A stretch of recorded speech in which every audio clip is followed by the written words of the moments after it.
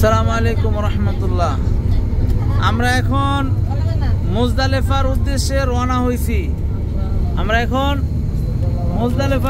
রওনা হয়েছি। মাশাআল্লাহ। আরাফার ময়দান দেখছেন কেমন লাগছে?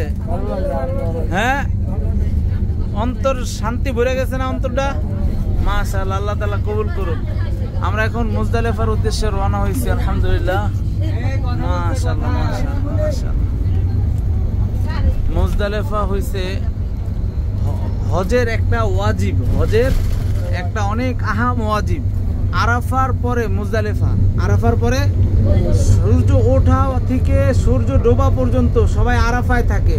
সূর্য ডোবার পরে সবাই মুজদালিফায় চলে যায় ফজর পর্যন্ত। মুজদালিফায় ফজরের পর থেকে সূর্য ওঠা পর্যন্ত কিয়ামের জায়গা।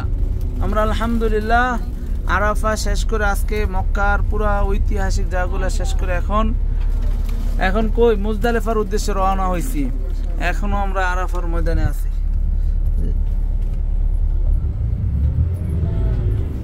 বিসমিল্লাহ, মাশাআল্লাহ।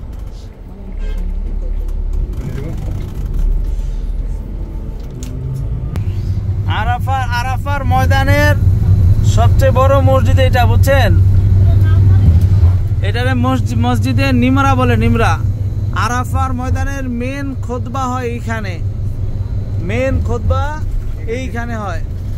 আল্লাহ রসুল আরাফার ময়দানে এই যে খুতবা দিছেন, কি খুতবা দিছেন? আলিয়াউমা আকমামতু লাকুম দীনাকুম ওয়া আতমামতু আলাইকুম নি'মাতি ওয়া রাদিতু লাকুমুল ইসলাম দীনা। এই খুতবা দিছেন যে আমি কি তোমাদের কাছে আল্লাহ তাআলার আমানত ঠিকভাবে পৌঁছাইতে পারছি? সমস্ত সাহাবারা বলছেন বালা ইয়া রাসূলুল্লাহ, যে আপনি পৌঁছান নাই, হক আদায় করে দিচ্ছেন। এই সেই আরাফার ময়দান যেখানে হাজিরা না আসলে তার হজ হইব না। এই কারণে কোনো হাজি আইসা অসুস্থ হয়ে যায় না, অজ্ঞান অবস্থায় অ্যাম্বুলেন্স দিয়ে আরাফার ময়দানে নিয়ে আসে সৌদি সরকার। হাজার হাজার অ্যাম্বুলেন্স, বুঝছেন? এই আরাফার ময়দানে ঢোকে, সন্ধ্যার সময় আবার বাইর হয়ে যায়। অসুস্থ থাকলে, অজ্ঞান অবস্থা থাকলেও এদেরকে আরাফা করায় নাই। কারণ কেউ যদি অসুস্থ থাকে, অজ্ঞান থাকে, সে আরাফার ময়দানে উপস্থিত হয়েছে মানে তার হজ পরিপূর্ণ হয়ে গেছে। আল্লাহ তাআলা আমাদেরকেও বড় হজ করার তৌফিক দান করুন। মাশাআল্লাহ